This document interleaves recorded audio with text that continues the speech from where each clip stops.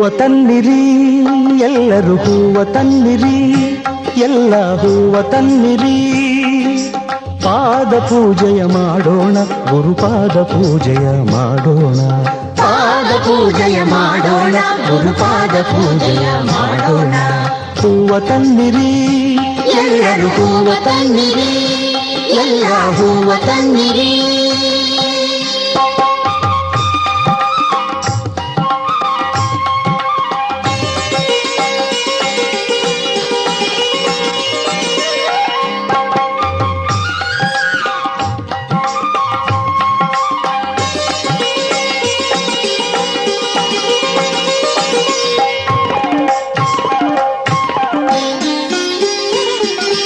ತೋಂಟದಾರ್ಯನೇ ಸಲಹು, ಯೋಗಿ ವರ್ಯನೇ ಸಲಹು.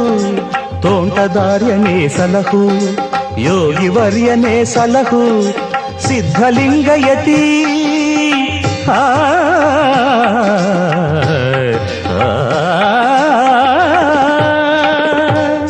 ಸಿದ್ಧಲಿಂಗಯತಿ ನೀನೇ ಎನಗೆ ಗತಿ.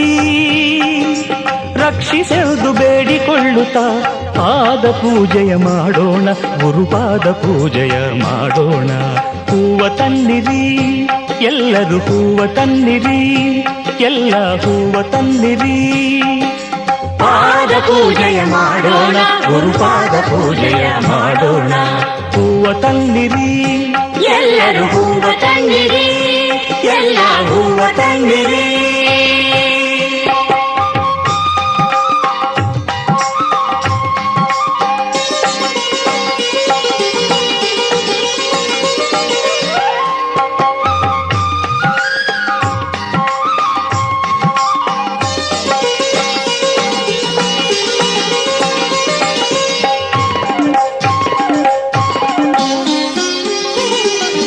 ಮನದ ಕಳವಳ ನೀಗು ಎನ್ನುತ್ತ ಮಲ್ಲಿಗೆ ಮಾಲೆ ಹಾಕೋಣ, ಮಲ್ಲಿಗೆ ಮಾಲೆ ಹಾಕೋಣ.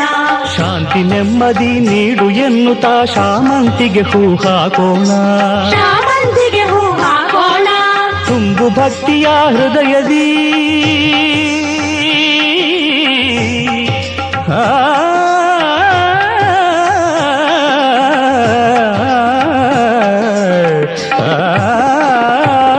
ತುಂಬು ಭಕ್ತಿಯ ಹೃದಯದಿ ಎನ್ನುತ್ತ ತುಂಬೆ ಹೂವನು ಹಾಕೋಣ, ತುಂಬೆ ಹೂವನ್ನು ಹಾಕೋಣ. ಸೇವೆ ಮಾಡುವ ಭಾಗ್ಯ ಬೇಡುತ್ತ ಸಂಪಿಗೆ ಹೂವ ಹಾಕೋಣ, ಸಂಪಿಗೆ ಹೂವ ಹಾಕೋಣ. ಹೂವ ತನ್ನಿರಿ ಎಲ್ಲರೂ ಹೂವ ತನ್ನಿರಿ, ಎಲ್ಲ ಹೂವ ತನ್ನಿರಿ. ಪಾದ ಪೂಜೆಯ ಮಾಡೋಣ, ಗುರುಪಾದ ಪೂಜೆಯ ಮಾಡೋಣ. ಪಾದ ಪೂಜೆಯ ಮಾಡೋಣ, ಗುರುಪಾದ ಪೂಜೆಯ ಮಾಡೋಣ. ಹೂವ ತನ್ನಿರಿ ಎಲ್ಲರೂ ಹೂವ ತನ್ನಿರಿ, ಎಲ್ಲ ಹೂವ ತನ್ನಿರಿ. ಎಲ್ಲರೂ ಹೂವ ತನ್ನಿರಿ, ಎಲ್ಲ ಹೂವ ತನ್ನಿರಿ. ಎಲ್ಲರೂ ಹೂವ ತನ್ನಿರಿ.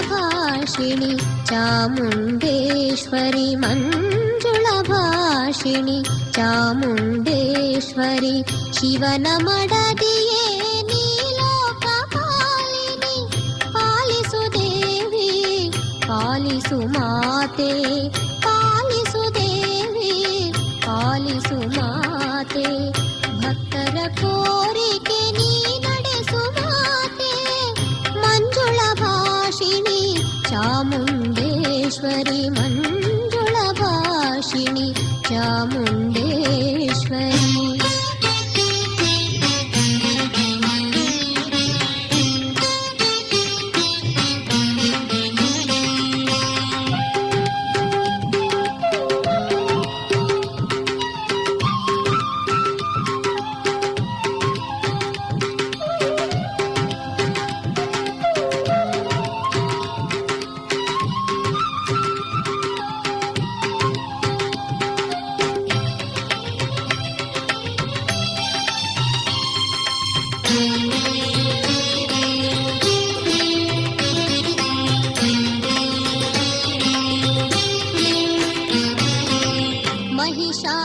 ಮಹಿಷಾಸುರನ ವಧಿಸಿದ ಮಾತೆ ಆದಿಶಕ್ತಿಯಾಗಿ ಲೋಕವ ಕೊರೆದೆ.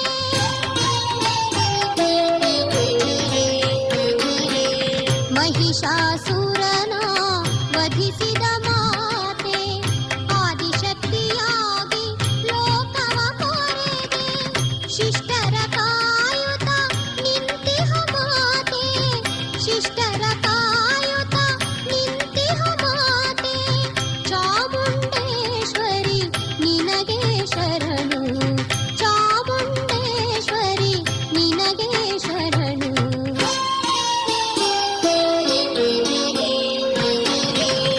ಮಂಜುಳ ಭಾಷಿಣಿ ಚಾಮುಂಡೇಶ್ವರಿ, ಮಂಜುಳ ಭಾಷಿಣಿ ಚಾಮುಂಡೇಶ್ವರಿ.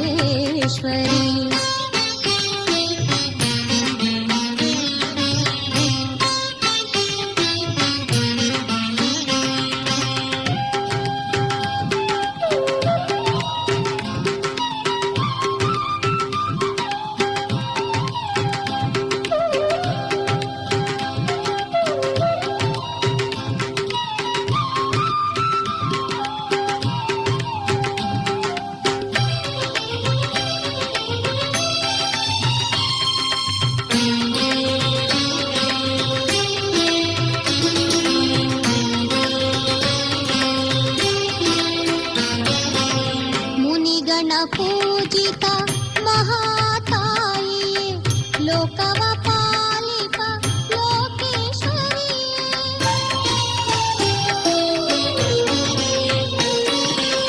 ಮುನಿಗಣ ಪೂಜಿತ ಮಹಾತಾಯಿಯೇ, ಲೋಕವ ಪಾಲಿಕ ಲೋಕೇಶ್ವರಿಯೇ. ಜಗದೋದ್ಧಾರಳೆ ಜಗದೀಶ್ವರಿಯೇ, ಜಗದೋದ್ಧಾರಳೆ ಜಗದೀಶ್ವರಿಯೇ. ಭಕ್ತರ ಪೊರೆಯೇ ಚಾಮುಂಡೇಶ್ವರಿ, ಭಕ್ತರ ಪೊರೆಯೇ ಚಾಮುಂಡೇಶ್ವರಿ.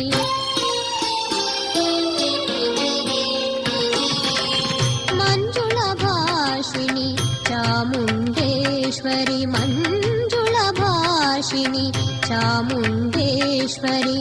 ಶಿವನ ಮಡದಿಯೇ ನೀ ಲೋಕ ಪಾಲಿನಿ, ಪಾಲಿಸು ದೇವಿ ಪಾಲಿಸು ಮಾತೆ, ಪಾಲಿಸು ದೇವಿ ಪಾಲಿಸು ಮಾತೆ. ಭಕ್ತರ ಕೋರಿಕೆ ನೀ ನಡೆಸು ಮಾತೆ, ಮಂಜುಳ ಭಾಷಿಣಿ ಚಾಮುಂಡೇಶ್ವರಿ, ಮಂಜುಳ ಭಾಷಿಣಿ ಚಾಮುಂಡೇಶ್ವರಿ.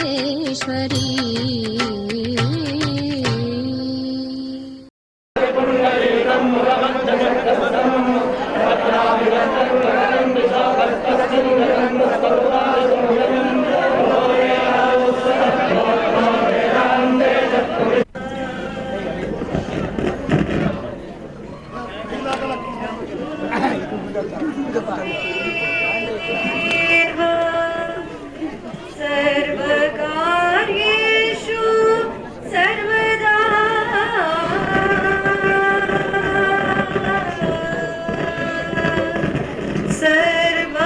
सर्वकार्येषु सर्वदा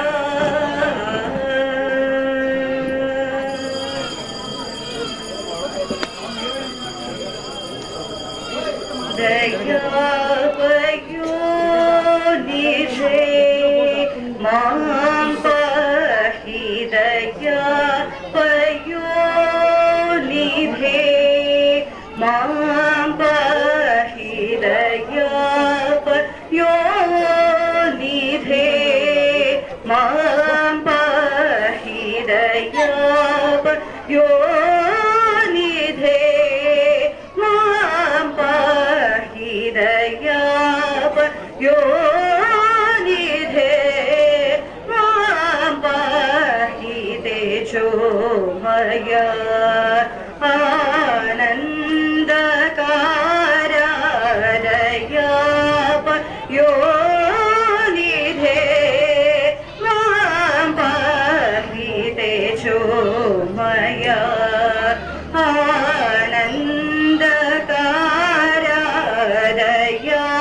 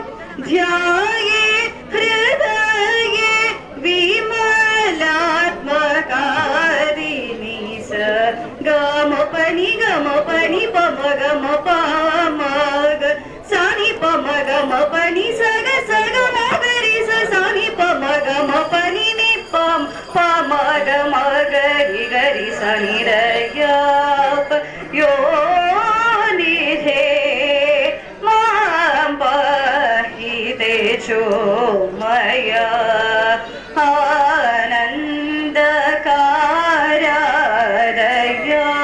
ಪಯೋನಿಧೆ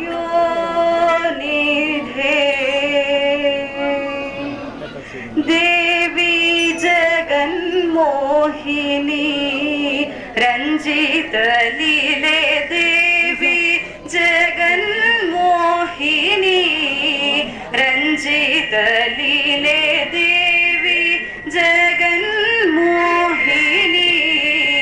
ರಂಜಿತ ಲೀಲೆ ಭವವೇದನಾ ಕುಸುಮ ವಸಂತ ಪಾಲೆ ದೇವಾದಿ ದೇವಾ ಸೇವಾದರೆ ದೇವಾದಿ ದೇವಾ ಸೇವಾದರೆ ಭಾವಿತ ಫಲಮಿಚು ಕೃಷ್ಣನು ದೇಶ ಗಮ ಪನಿ ಪಮ ಗಮ ಪಮಗ ಸಾನಿ ಪಮ ಗಮ ಪನಿ ಸಗ ಸಗ ಮಗರಿ ಸಾನಿ ಪಮ ಗಮ ಪನಿ ನಿ ಪಮ ಪಮಗ ಮಗರಿ ಗರಿ ಸನಿ ನಿ ಪಮ ಪಮಗ ಮಗರಿ ಗರಿ ಸನಿ ನಿ ಪಮ ಪಮಗ ಮಗರಿ ಗರಿ ಸನಿ ರಯ ಯೋ ನಿಧೆ ಮಾಂ ಪಾಹಿ ತೇಜೋಮಯ ಆನಂದಕಾರದಯ ಪಯೋನಿಧೆ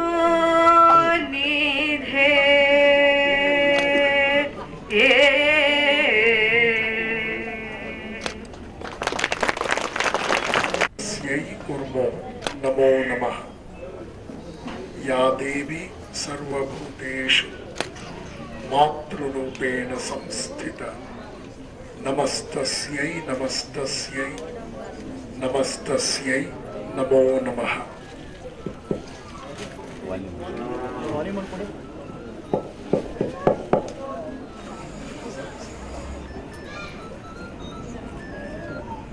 ಕ್ಷೇತ್ರದೇವರಾದ ಜಗನ್ಮಾತೆ ಅವಳ ಪವಿತ್ರ ಪಾದಪದ್ಮಗಳಲ್ಲಿ ಶ್ರದ್ಧೆಯಿಂದ ನಮಿಸ್ತೇನೆ. ಇವತ್ತಿನ ಈ ಪವಿತ್ರ ಜೀರ್ಣೋದ್ಧಾರ ಕಾರ್ಯಕ್ರಮದಲ್ಲಿ ದಿವ್ಯ ಸಾನ್ನಿಧ್ಯವನ್ನು ವಹಿಸಿ ಇಲ್ಲಿನ ಎಲ್ಲ ಕಾರ್ಯಗಳಿಗೆ ಭಕ್ತ ಜನಕ್ಕೆ ಆಶೀರ್ವಾದ ಮಾಡಿ ತಮ್ಮ ಉಪಸ್ಥಿತಿಯಿಂದ ನಮ್ಮೆಲ್ಲರ ಮನಸ್ಸಿಗೆ ಸಂತೋಷವನ್ನು ಉಂಟು ಮಾಡಿದಂಥ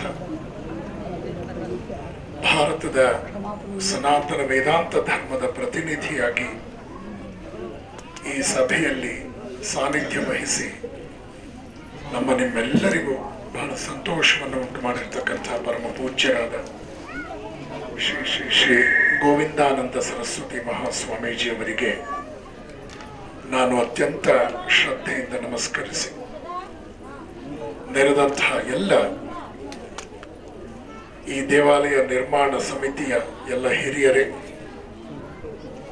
ಸುಮಾರು 30 ಗ್ರಾಮಗಳಿಂದ ಆಗಮಿಸಿರ್ತಕ್ಕಂಥ ಈ ದೇವಾಲಯದ ಸದ್ಭಕ್ತರೇ ಮತ್ತು ಒಂದಲ್ಲ ಒಂದು ರೀತಿಯಲ್ಲಿ ಈ ಊರಿನೊಂದಿಗೆ ಸಂಪರ್ಕ ಇಟ್ಕೊಂಡು ಆ ತಾಯಿಯ ಸೇವೆಯನ್ನು ಮಾಡ್ತಾ ಇರ್ತಕ್ಕಂಥ ಎಲ್ಲ ಆಸ್ತಿಕ ಮಹಾಶಯರೇ, ಅಗ್ರಹಾರದ ಮನ ದೇವಾಲಯಕ್ಕೆ ನಾನು 3ನೇ ಸಲ ಬರ್ತಾ ಇದ್ದೇನೆ. ನಮ್ಮ ರಾಮಣ್ಣವರು ಈ ಊರಿನ ನಿವಾಸಿಗಳು, ತುಮಕೂರಿನಲ್ಲೂ ಕೂಡ ಅವರು ಇರ್ತಾರೆ. ಅವರ ಚಿರಂಜೀವಿ ಶ್ರೀಹರಿ ಶರ್ಮಾ ಬಿದಿರೆ ನಮಗೆ ಬಹಳ ಅಚ್ಚುಮೆಚ್ಚಿನ ಮಗು. ಲಕ್ಷ್ಮಿ ರಾಮಣ್ಣ ಈ ಕುಟುಂಬ, ಬಿದಿರೆ ಕುಟುಂಬ ನಮಗೆ ಬಹಳ ಆಪ್ತರಾದ್ರಿಂದ ಈ ಊರಿನ ಸಂಪರ್ಕಕ್ಕೆ ನನಗೆ ಬಂದಿದೆ. ಈ ಕಡೆ ಅಗ್ರಹಾರದ ಸಂಪರ್ಕ ಈ ರೀತಿಯಲ್ಲಿ ಬಂತು, ಆ ಕಡೆ ಬ್ರಹ್ಮಸಂದ್ರದ ಸಂಪರ್ಕ ನಮ್ಮ ರಾಮಶಾಸ್ತ್ರಿಗಳು ಇಂಥ ಹಿರಿಯರ ಕಡೆಯಿಂದ ನೋಡಿ ಬಂತು. ಒಂದು ವಿಶೇಷ ಸಂದರ್ಭಕ್ಕೆ ನಾವೆಲ್ಲ ಸಾಕ್ಷಿಯಾಗಿದ್ದೇವೆ. ಸಾಕಷ್ಟು ಸಮಯ ಆಗಿದೆ. ಕೆಲವೇ ಮಾತುಗಳನ್ನು ನಾನು ಹೇಳಿ ನನ್ನ ಕರ್ತವ್ಯವನ್ನು ಮುಗಿಸ್ತೇನೆ. ಆದರೆ ಈ ಮಾತುಗಳನ್ನು ದಯವಿಟ್ಟು ಶ್ರದ್ಧೆಯಿಂದ ಕೇಳಬೇಕು ನೀವು. ಒಂದು ದೇವಸ್ಥಾನ ಉದ್ಧಾರವಾಗಬೇಕು ಅಂತಂದ್ರೆ ಹಲವಾರು ಅಂಶಗಳಲ್ಲಿದೆ. ದೇವಸ್ಥಾನ ಕಟ್ಟಿಸಿದವರು, ದೇವಸ್ಥಾನದ ವಿಗ್ರಹವನ್ನು ಕೆತ್ತದವರು, ದೇವಸ್ಥಾನದಲ್ಲಿ ಪ್ರತಿನಿತ್ಯ ಪೂಜೆಯನ್ನು ಸಲ್ಲಿಸುವಂಥವರು, ಅರ್ಚಕರು ಅದರ ಅರ್ಥ, ಮತ್ತು ದೇವಾಲಯಕ್ಕೆ ನಡ್ಕೊಳ್ಳುವಂಥವರು. ಈ 4 ಜನ ಶ್ರದ್ಧಾವಂತರಾಗಿದ್ದ ಪಕ್ಷದಲ್ಲಿ ಯಾವುದೇ ದೇವಸ್ಥಾನ ಸಾಕಷ್ಟು ಪ್ರಮಾಣದಲ್ಲಿ ಜನರಿಗೆ ಅನುಗ್ರಹವನ್ನ ನೀಡುವ ತಾಣವಾಗುತ್ತೆ. ಆಂಧ್ರ ಪ್ರದೇಶದಲ್ಲಿ ಈ ದಿಕ್ಕಿನಲ್ಲಿ ಇಷ್ಟು ಬೆಳಿಬೇಕು, ಈ ದಿಕ್ಕು ಇಷ್ಟೇ ಇರಬೇಕು, ಇಷ್ಟೇ ಎತ್ತರ ಇರಬೇಕು ಅಂತೆಲ್ಲ ಹೇಳೋರು. ಅವರು ಇವತ್ತಿಗೆ ಸುಮಾರು 40 ವರ್ಷದ ಹಿಂದೆ ಒಂದು ಮಾತು ಹೇಳಿದ್ರು. ಶೃಂಗೇರಿಯ ಶಾರದಮ್ಮನವರ ದೇವಸ್ಥಾನ, ಭಾರತದಲ್ಲಿ ಎಲ್ಲೇ ಹೋದರೂ ರಾಮಕೃಷ್ಣ ಆಶ್ರಮಗಳು, ಧರ್ಮಸ್ಥಳದ ಮಂಜುನಾಥ ಸ್ವಾಮಿ ದೇವಸ್ಥಾನ, ಇದು ಗೊತ್ತಿದ್ದೋ ಗೊತ್ತಿಲ್ಲದೆಯೋ 100ಕ್ಕೆ 100ರಷ್ಟು ವಾಸ್ತು ಪ್ರಕಾರ ಆಗಿರೋದ್ರಿಂದ ಅಲ್ಲಿಗೆ ಸಹಜವಾಗಿಯೇ ಜನ ಬರ್ತಾರೆ. ಆ ಜಾಗಗಳಿಗೆ ನಾನು ಹೋಗಿ ನೋಡೋದಿಲ್ಲ ಅಂತ. ಈ ಮಾತನ್ನು ಈ ಸಂದರ್ಭದಲ್ಲಿ ಯಾಕೆ ಹೇಳ್ತಾ ಇದ್ದೀನಿ ಅಂದ್ರೆ, ಈ ವಾಸ್ತು ಇತ್ಯಾದಿಗಳ ವಿಷಯದಲ್ಲಿ ಜನರ ಶ್ರದ್ಧೆಯನ್ನ ಒಂದು ಹಂತದವರೆಗೆ ನಾವು ಗೌರವಿಸಬಹುದು. ಆದರೆ ಭಕ್ತ ಜನರು ಶ್ರದ್ಧಾವಂತರಾಗಿದ್ದರೆ ಭಗವಂತ ತಾನೇ ಬರೆದ ಹಣೆ ಬರಹವನ್ನು ಕೂಡ ಒರೆಸಿ ಮತ್ತೆ ಅವನು ಬರೀತಾನೆ ಅಂತ ಶಾರದಾ ಮಾತೆಯವರು ಒಂದು ಕಡೆ ಉಲ್ಲೇಖಿಸ್ತಾರೆ. ಈ ಪ್ರಪಂಚ ಸೃಷ್ಟಿಯಾದದ್ದು ಮನುಷ್ಯ ತನ್ನ ಬದುಕನ್ನು ವಿಶೇಷವಾಗಿ ಉದ್ಧಾರ ಮಾಡಿಕೊಳ್ಳೋದಕ್ಕಾಗಿ. ಸಾಕ್ಷಾತ್ ಪರಮಾತ್ಮನೇ ಮನುಷ್ಯ ರೂಪ ಧರಿಸಿ ಅವತರಿಸಿ ಬಂದಾಗ ಅವನೂ ಕೂಡ ಕಷ್ಟ ಸುಖಗಳನ್ನು ಅನುಭವಿಸ್ತಾನೆ. ಕಷ್ಟ ಸುಖಗಳು ಅಂತಕ್ಕಂಥದ್ದು ಒಂದು ಹಣ್ಣನ್ನು ಬಿಡಿಸಿದಾಗ ನಮ್ಮ ಕಣ್ಮುಂದೆ ಕಾಣುವಂತಹ ಸಿಪ್ಪೆ ಮತ್ತು ತಿರುಳಿನ ಉಪಾದಿಯಲ್ಲಿ ಇರುತ್ತೆ. ಸಿಪ್ಪೆ ಇಲ್ದಲೇ ಇರ್ತಕ್ಕಂಥ ಹಣ್ಣೆ ಇಲ್ಲ. ಎಲ್ಲಿ ಸಿಪ್ಪೆ ಇದೆಯೋ ಅಲ್ಲಿ ತಿರುಳು ಕೂಡ ಇದೆ. ಆದ್ದರಿಂದ ಸಿಪ್ಪೆಯನ್ನು ಬೈತಾ ಕಾಲಾಹರಣ ಮಾಡೋದಕ್ಕಿಂತ ಸಿಪ್ಪೆಯನ್ನು ಪಕ್ಕಕ್ಕಿಟ್ಟು ತಿರುಳನ್ನು ತಿನ್ನುವಂಥದ್ದು ವಿವೇಕ. ಒಂದು ಇರುವೆಯ ಮುಂದೆ ನೀವು ಮರಳು ಮತ್ತು ಸಕ್ಕರಣೆಯನ್ನು ಮಿಶ್ರಣ ಮಾಡಿಟ್ರೆ ಪ್ರಪಂಚದ ಯಾವುದೇ ದೇಶದ ಯಾವುದೇ ಜಾತಿಯ ಇರುವೆ ಸಕ್ಕರೆನೆಯೇ ಕಚ್ಕೊಂಡು ಹೋಗುತ್ತೆ, ಮರಳಕ್ಕೆ ಶಾಪ ಹಾಕುವುದಿಲ್ಲ. ಮನುಷ್ಯನೇ ಸ್ವಲ್ಪ ಕಲಬೆರಕೆ ತಿನ್ನೋದು, ಕಲಬೆರಕೆ ಆಲೋಚನೆ ಮಾಡೋದು.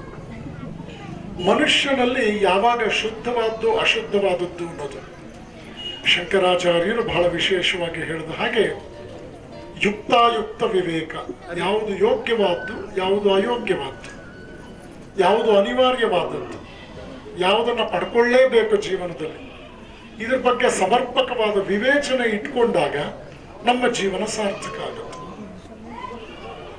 ನೋಡಿ, 4 ವೇದ, 6 ಶಾಸ್ತ್ರ, 18 ಪುರಾಣ, ಜೊತೆಗೆ ಇತಿಹಾಸಗಳು, ಮಹಾತ್ಮರು, ಸಾಧು ಸಂತರ ಚಿಂತನೆಗಳು, ಇದೆಲ್ಲವೂ ಕೂಡ ಕಡೆಗೆ ಮನುಷ್ಯನನ್ನು ಎಚ್ಚರಿಸಿದ್ದೇನೆ ಗೊತ್ತಾ? ಉದ್ಧರೇತ್ ಆತ್ಮನಾತ್ಮಾನ. ನಿನ್ನ ಉದ್ಧಾರ ನಿನ್ನ ಕೈಯಲ್ಲೇ ಇದೆ. ನಿನ್ನ ಪ್ರಯತ್ನದಿಂದ ನೀನು ಉದ್ಧಾರವನ್ನು ಸಾಧಿಸಬೇಕು. ಹೊರಗಡೆ ಪ್ರಯತ್ನದಿಂದ ಬೇರೆಯವ್ರು ನಿನ್ಗೆ ಏನೇ ಸಹಾಯ ಮಾಡಿದ್ರು ಕೂಡ ಮೂಲವಾದ ಸ್ರೋತ ನೀನೇ ಆಗಬೇಕು. ಈಗಾಗಲೇ ಎಲೆಕ್ಷನ್ ಟೈಮಲ್ಲಿ ಇದ್ದೀರಿ ನೀವು, ಬಗೆಯ ಆಮಿಷಗಳು ಬರುತ್ತೆ ನಿಮಗೆ. ಅದು ಕೊಡ್ತೀವಿ, ಇದು ಕೊಡ್ತೀವಿ, ಇದು ಕೊಡ್ತೀವಿ, ಅದು ಕೊಡ್ತೀವಿ ಅಂತ ಬರುತ್ತೆ. ಚಲಾವಣೆ ಆಗುತ್ತೆ, ಬಗೆಯ ರೀತಿಯಲ್ಲಿ ಬರುತ್ತೆ. ಈಗ ದೇವರ ಮುಂದೆ ಒಬ್ಬ ಮನುಷ್ಯನಲ್ಲೂ ಅತ್ಯವಶ್ಯಕವಾಗಿ ಬೇಕು. ಪರಮಹಂಸರು ಹೇಳ್ತಾ ಇದ್ರು, ವೈದ್ಯನನ್ನು ನೋಡಿದಾಗ ನಮ್ಮ ಕಾಯಿಲೆಗಳು ನೆನಪಾಗುವಂತೆ,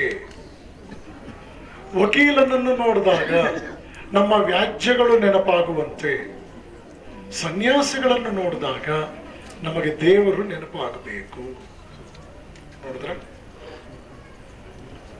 ಇಲ್ಲಿ ನಿಮ್ಗೆ ಅರ್ಥ ಆಗುತ್ತೆ, ನಮಗೆ ದೇವರು ನೆನಪಾಗಬೇಕು, ದೇವರು ಬಯಸಿದಂತಹ ಜೀವನ ನಮಗೆ ಹಾಸು ಹೊಕ್ಕಾಗಬೇಕು. ಆ ದಾರಿಯಲ್ಲಿ ನಾವು ಶ್ರದ್ಧೆಯನ್ನು ಪಡ್ಕೊಳ್ಬೇಕು ಅಂತಂದ್ರೆ ಸತ್ಸಂಗ ಬೇಕು. ಸತ್ಸಂಗ ಅಷ್ಟು ಸುಲಭವಾಗಿ ಸಿಗೋದಿಲ್ಲ. ಸತ್ಸಂಗ ಪಡೆಯೋದು ಅಂದ್ರೆ ಜೇನು ನೊಣದಂತೆ ಬದುಕೋದು.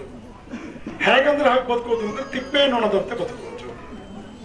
ಜೇನು ನೊಣ ಜೇನನ್ನೇ ಹುಡುಕುತ್ತೆ.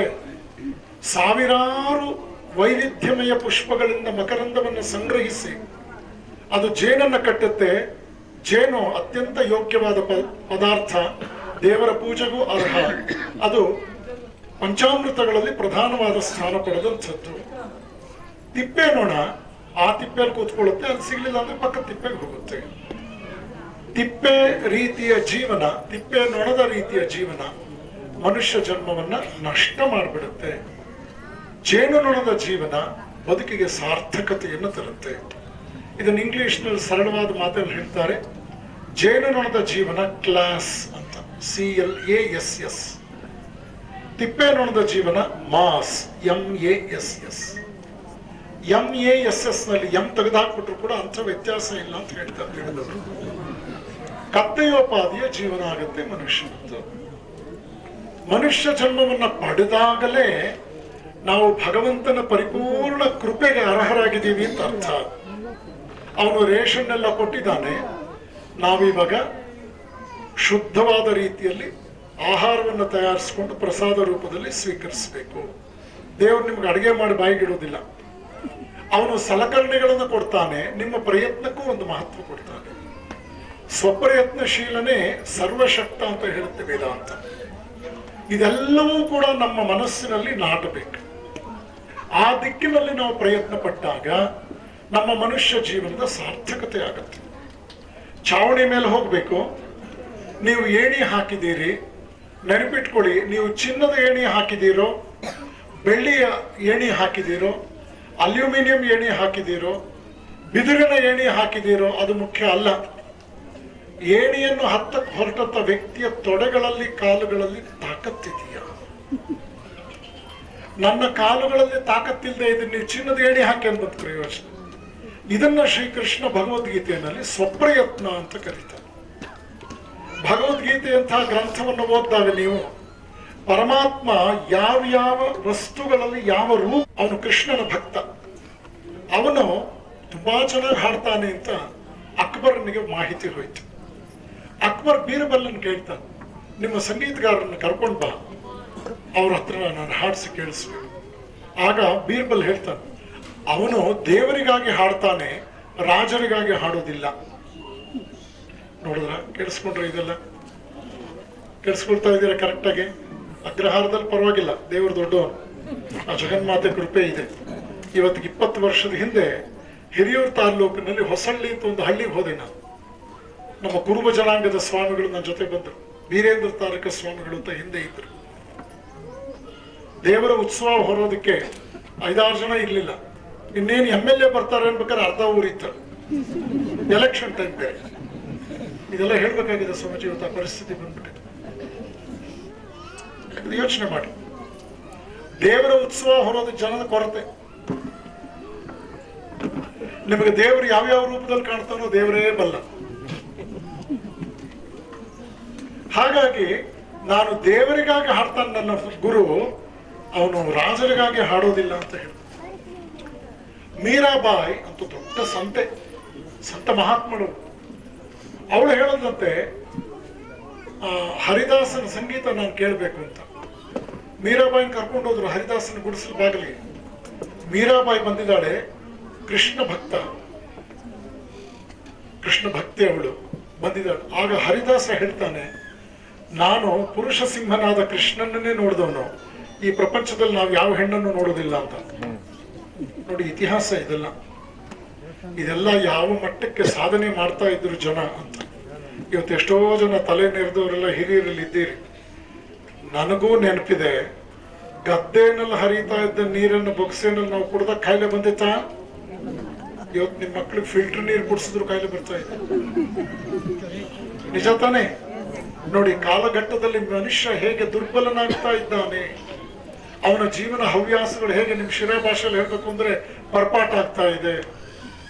ಹೋಗ್ತಾನೆ, ಸಾಲಗಳು ಜಾಸ್ತಿ ಆಗ್ತಾ ಇದೆ. ಸಾಲ ಸಾಹುಕಾರದ್ದು, ಜೀವ ಪರಮಾತ್ಮದ್ದು ಅಂತ ಹೇಳ್ತಾರೆ ಶಿರಾ ಕಡೆ.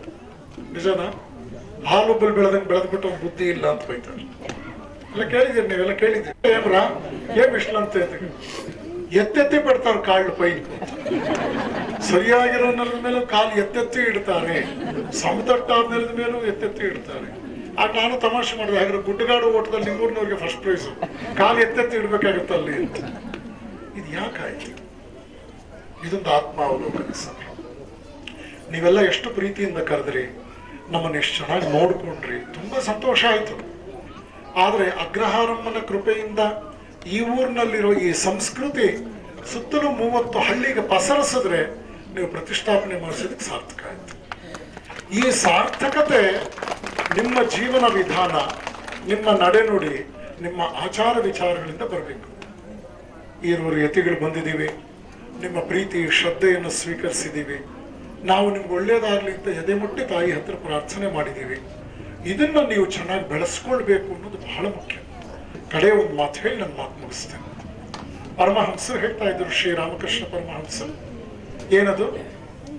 ಸೂರ್ಯನ ಬೆಳಕು ಎಲ್ಲ ವಸ್ತುಗಳ ಮೇಲೂ ಬೀಳುತ್ತೆ, ಕಲ್ಲಿನ ಮೇಲೆ ಬೀಳುತ್ತೆ, ಮಣ್ಣಿನ ಮೇಲೆ ಬೀಳುತ್ತೆ, ನೀರಿನ ಮೇಲೆ ಬೀಳುತ್ತೆ, ಕನ್ನಡಿಯ ಮೇಲೂ ಬೀಳುತ್ತೆ. ಆದರೆ ನೆನಪಿಟ್ಕೊಳ್ಳಿ, ಕನ್ನಡಿಯ ಮೇಲೆ ಬಿದ್ದ ನೀರು ಹೆಚ್ಚು ಪ್ರತಿಫಲನಗೊಳ್ಳುತ್ತೆ. ಹಾಗೆಯೇ ಸನ್ಯಾಸಿಗಳಲ್ಲಿ ಭಗವಂತ ಹೆಚ್ಚು ವ್ಯಕ್ತವಾಗಿ ಪ್ರತಿಫಲನಗೊಳ್ಳುತ್ತಾನೆ. ಆದ್ದರಿಂದ ನಮ್ಮ ಆಧ್ಯಾತ್ಮಿಕ ಔನ್ನತ್ಯ ಅಂದ್ರೆ ಉದ್ಧಾರ, ನಮ್ಮ ಆಧ್ಯಾತ್ಮಿಕ ಜೀವನದ ಮುಂದುವರೆದ ಹೆಜ್ಜೆಗಳು.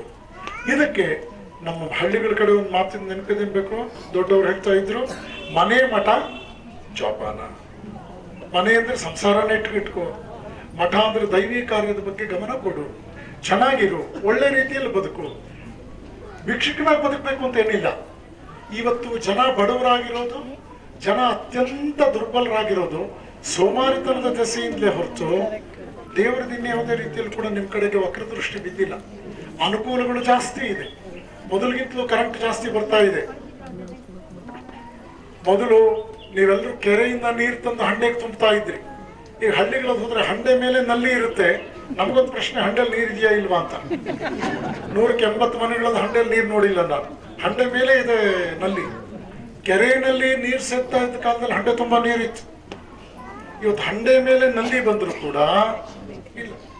ಅವತ್ತು ಎಣ್ಣೆ ದೀಪ ಇಟ್ಕೊಂಡು ಓದ್ತಾ ಇದ್ದ ಮಕ್ಕಳು ದೇಶಕ್ಕೆ ಮರ್ಯಾದೆ ತರುವಂತ ಪ್ರಜೆಗಳಾಗ್ತಾ ಇದ್ರು. ಇವತ್ತು ನೀವು ಟೇಬಲ್ ಲ್ಯಾಂಪ್ ಹಾಕಿದ್ರೆ ಅವನು ತೂಕಡಿಕೆ ಬರುತ್ತೆ. ನೋಡಿ, ಯೋಚನೆ ಮಾಡಿ. ಈ ನಿಟ್ಟಿನಲ್ಲಿ ಮನುಷ್ಯ ಮೋಸ, ಕಪಟ, ವಂಚನೆಯ ಕಡೆ ಹೊರಟಾಗ ದೇವರು ನಮ್ಮಿಂದ ದೂರ ಆಗ್ಬಿಡ್ತಾನೆ. ದೈವ ಶಕ್ತಿ ಯಾವಾಗ ದೂರ ಆಗುತ್ತೋ ಇನ್ನು ಯಾವ ಶಕ್ತಿಯೂ ಕೂಡ ನಮ್ಮನ್ನ ಕಾಪಾಡಲಾರದು. ಇದನ್ನು ಚೆನ್ನಾಗಿ ನಾವು ನೆನ್ಪಿಟ್ಕೊಳ್ಬೇಕು. ನಿಮ್ಮಲ್ಲಿ ಸಾಕಷ್ಟು ಶ್ರದ್ಧೆ ಇದೆ. ಆ ನಿಟ್ಟಿನಲ್ಲಿ ನಿಮ್ಮ ಊರಿನ ದೇವಸ್ಥಾನಗಳನ್ನು ಚೆನ್ನಾಗಿ ನೋಡ್ಕೊಳ್ಳಿ.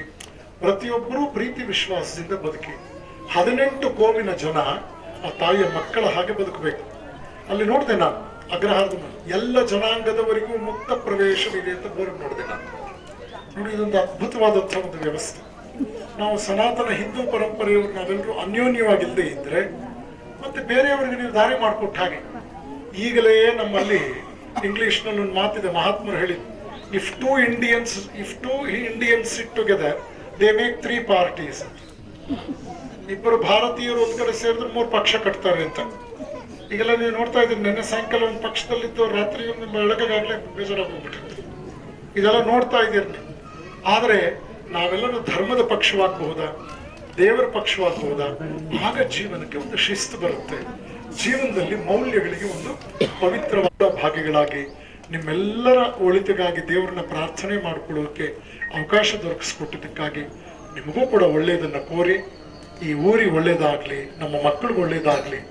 ಲಕ್ಷ್ಮಿ ಮಕ್ಕಳಾಗೋದಕ್ಕಿಂತ ಮೊದಲು ಸರಸ್ವತಿ ಮಕ್ಕಳನ್ನ ಮಾಡ್ಬಿಡಿ ಮಕ್ಕಳನ್ನ.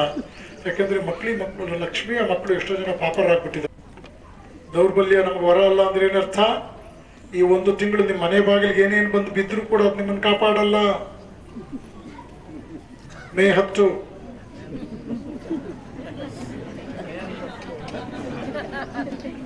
ವಿವೇಕ ಇಟ್ಕೊಂಡು ಸರಿಯಾಗಿ ಸ್ಪಂದಿಸಿ. ದೇಶ ಯೋಗ್ಯರ ಕೈಯಲ್ಲಿರೋ ಹಾಗೆ ನೋಡ್ಕೊಳ್ಳಿ. ದೇಶವನ್ನು ಯಾರಂದ್ರೆ ಅವ್ರ ಕೈ ಕೊಡಬಾರದು. ನಿಮ್ಮ ಆತ್ಮಸಾಕ್ಷಿ ವಿಚಾರ ಅದು. 2ನೇದು, ನಮೇ ಭಕ್ತ ಪ್ರಣಶ್ಯತಿ. ಭಗವಂತ ಹೇಳಿದ, ನನ್ನ ಭಕ್ತ ನಾಶ ಆಗೋದಕ್ಕೆ ಬಿಡೋದಿಲ್ಲ. ನೋಡಿ ಎಂಥ ವರ ಕೊಟ್ಟಿದ. 3ನೇದು, ಸ್ವಲ್ಪ ಮಧ್ಯಸ್ಯ ಧರ್ಮಸ್ಯ ತ್ರಾಯತೆ ಮಹತೋ ಭಯಾತ್. ನೀ ಸ್ವಲ್ಪವೇ ಧರ್ಮದ ದಾರಿಯಲ್ಲಿದ್ರು ಕೂಡ ನಿನ್ನನ್ನು ಮಹತ್ತರವಾದ ಆಘಾತ ಅಪಘಾತಗಳಿಂದ ಪಾರು ಮಾಡ್ತೇನೆ. ಧರ್ಮದ ದಾರಿ ಬಿಡಬೇಡ. 4ನೇದು ಮತ್ತು ಕಡೆಯ ಮಾತು, ಉದ್ಧರೇದ ಆತ್ಮನಾತ್ಮಾನ. ನಿನ್ನ ಉದ್ಧಾರ ನಿನ್ನ ಕೈಲೇ ಕೊಟ್ಬಿಟ್ಟಿದ್ದೀನಿ. ಆದಷ್ಟು ನಿನಗೆಷ್ಟು ಸಾಧ್ಯ ಪ್ರಯತ್ನ ಮಾಡು.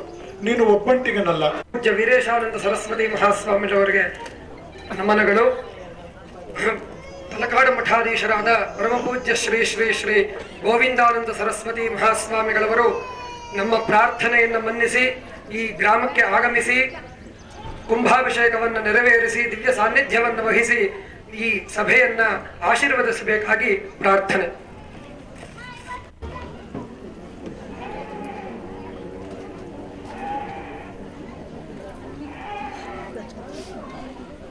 ಸಚ್ಚಿದಾನಂದ ರೂಪಾಯ ಕೃಷ್ಣಾಯ ಕ್ಲಿಷ್ಟಹಾರಿಣಿ ನಮೋ ವೇದಾಂತ ವೇದ್ಯಾಯ ಗುರುವೇ ವಿದ್ಯೆ ಸಾಕ್ಷಿಣಿ ಅಂತರ್ಹೃದಿ ನಿಯಂತರಂ ಬಹಿಶ್ಚಕ್ರರೂಪಿಣಂ ಉಭೇತ್ರಾಪಿ ಕೃಷ್ಣಾಂಕಿತಂ ವಂದೇ ದೇಹಕೇಸುತಂ ಶ್ರುತಿಸ್ಮೃತಿಪುರಾಣಾನಾಂ ಆಲಯಂ ಕರುಣಾಲಯಂ ನಮಾಮಿ ಭಗವತ್ಪಾದಶಂಕರಂ ಲೋಕಶಂಕರಂ ಸದ್ಗುರುಚರಣಾರಿಂದಾಭ್ಯಾಂ ನಮಃ.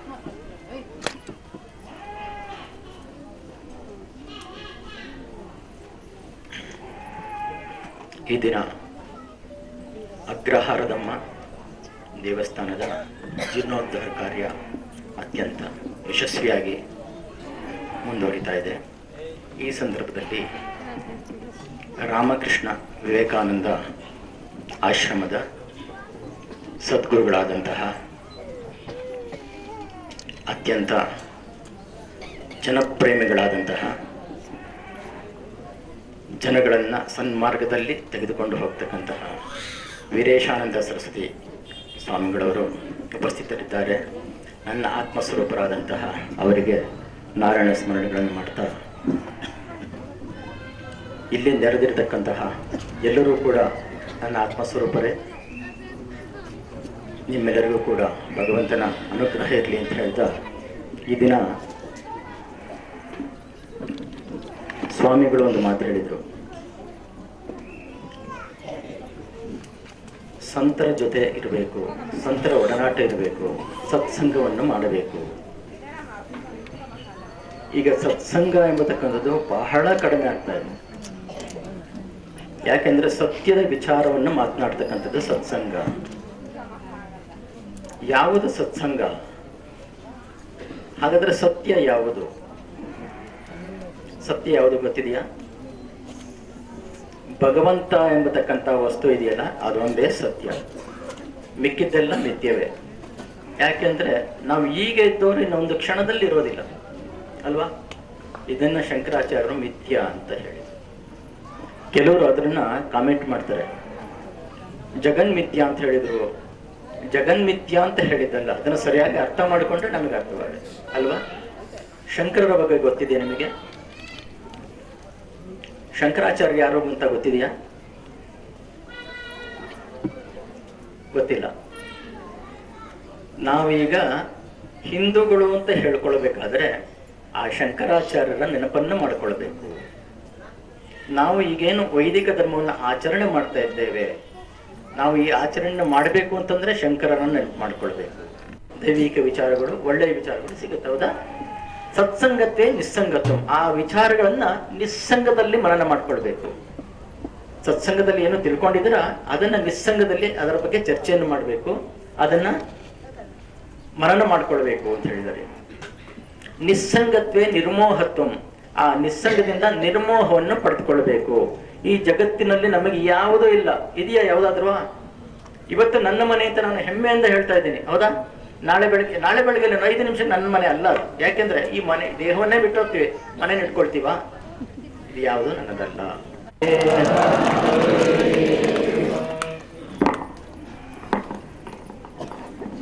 ಇಲ್ಲಿ ನೆರೆದಿರುವಂತಹ ಎಲ್ಲ ಭಕ್ತ ಮಹಾಜನನ್ನ ಅನುಗ್ರಹ ಭಾಷಣದ ಮೂಲಕ ಅನುಗ್ರಹಿಸಿದಂತಹ ಪರಮಪೂಜ್ಯ ತಲಕಾಡು ಮಠಾಧೀಶರಾದ ಪರಮಪೂಜ್ಯ ಶ್ರೀ ಶ್ರೀ ಶ್ರೀ ಗೋವಿಂದಾನಂದ ಸರಸ್ವತಿ ಮಹಾಸ್ವಾಮಿಗಳವರಿಗೆ ಭಕ್ತಿಪೂರ್ವಕ ಪ್ರಣಾಮಗಳು. ಈಗ ಭಕ್ತ ಮಹಾಜನೆಯ ಪರವಾಗಿ, ಗ್ರಾಮಸ್ಥರ ಪರವಾಗಿ ಫಲ ಸಮರ್ಪಣೆ ಆಗುತ್ತೆ. ಅದರಿಂದ ಎಲ್ಲರೂ ಎದ್ದು ನಿಂತ್ಕೋಬೇಕಾಗಿ ಪ್ರಾರ್ಥನೆ.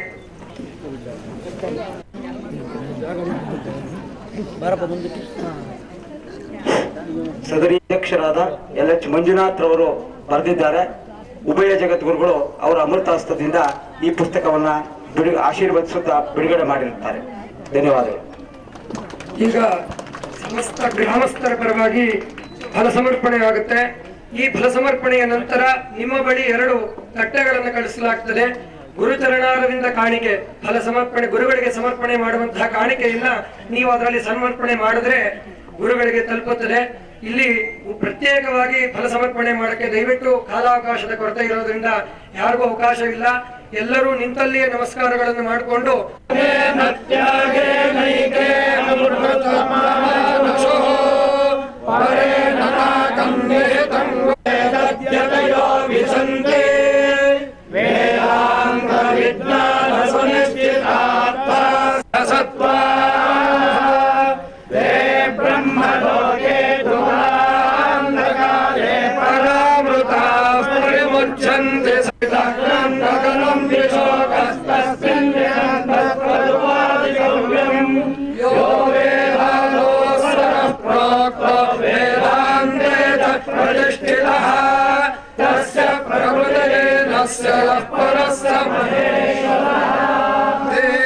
पवित्रं विदत्तस्तरत्रिदुष्कृतानि तेन पवित्रेण शुद्धेन भूता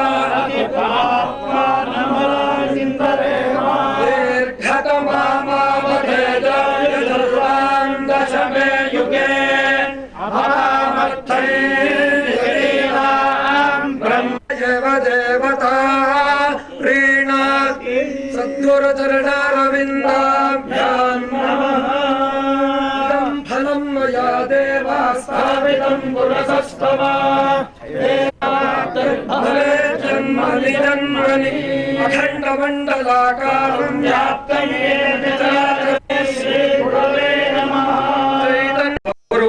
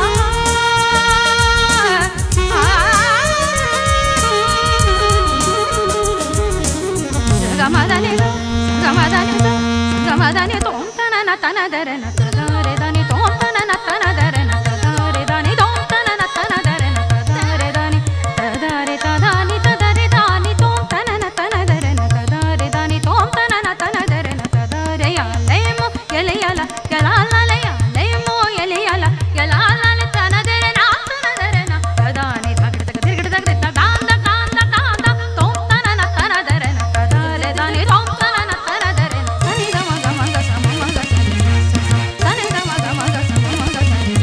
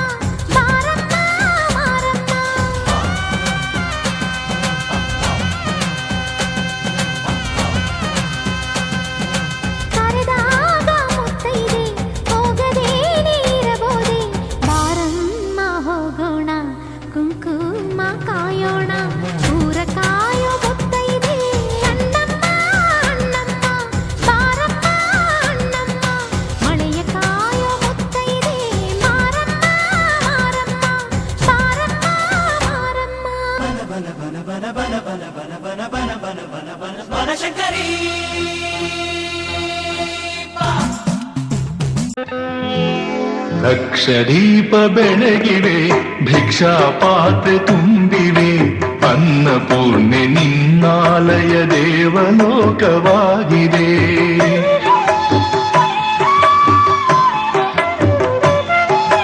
ಲಕ್ಷ ದೀಪ ಬೆಳಗಿವೆ, ಭಿಕ್ಷಾ ಪಾತ್ರೆ ತುಂಬಿವೆ, ಅನ್ನಪೂರ್ಣೆ ನಿನ್ನಾಲಯ ದೇವಲೋಕವಾಗಿದೆ. ವೇದ ಮಂತ್ರ ವಾದ್ಯಗಳು ನಭವನೆಲ್ಲ ತುಂಬಿವೆ,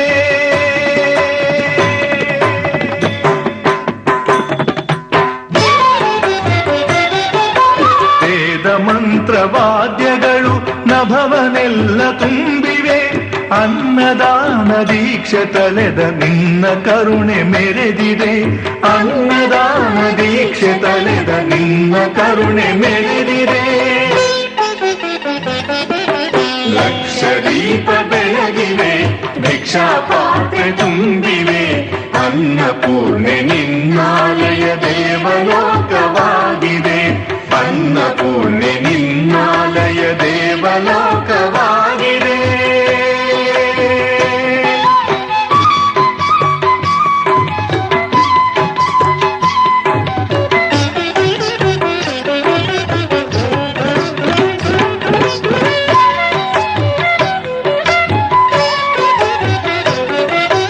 ಅವ್ಯಕ್ತೆ ಸುವ್ಯಕ್ತೆ ಓಂಕಾರ ದೀಪ್ತೆ,